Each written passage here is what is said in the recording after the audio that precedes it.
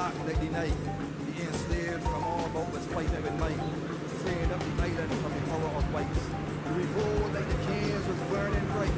Then a black army appeared on the scene. Bussa he troops stand supreme. And then the army turned the guns and start shooting down. Bring the rebellion.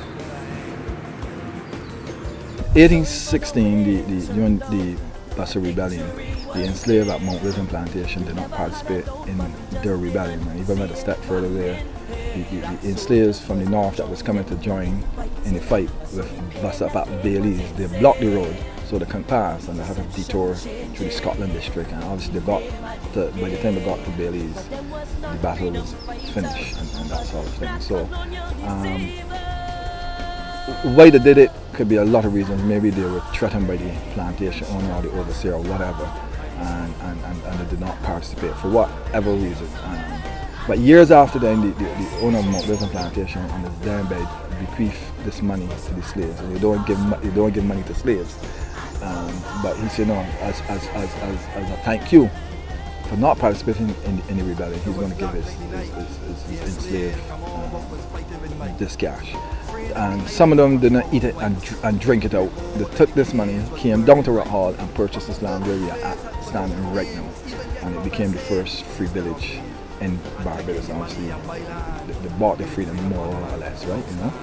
And so some people might say that this Rock Hall village could be seen, as some historians say it as blood money, because you know it came out of a deception and not participating. But as I said, we don't know why they did that, but their actions after that was progressive anyhow, because having land, they were able therefore to assist another national hero, the Right Excellent Simon Jackman Prescott, into the House of Assembly.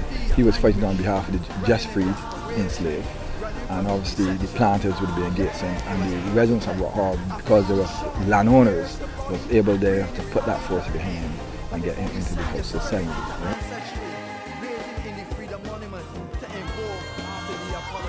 So a few months ago I met Sir Hilary Beckles, you know, we were long time friends, and he remembered that I'm from Rock Hall. He saw it at the back of a book that I presented. He said, you know, Aja, you got to apologize. You know, you are a descendant of one of the founders of Rock Hall.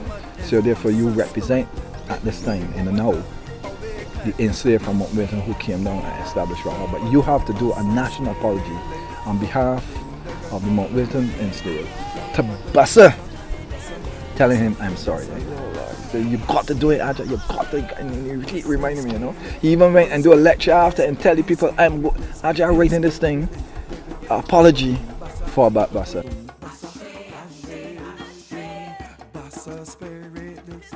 The performance is secondary to what it is. It is really a ceremony, a ritual, if you want to call it that, to Bussa and the ancestors. Both the Mount Wilton ancestors who founded this space, and the troops that sacrificed their lives actually for us today. Bussa and his troops, Nanny Gregg, Mentor, and all of them. It is a tribute to them. It's a part of the healing of bringing the ancestors from Mount Wilton and those who died fighting the 1869 to come together for healing, to celebrate the fact that the great-grandchildren, we here, are remembering them and celebrating them.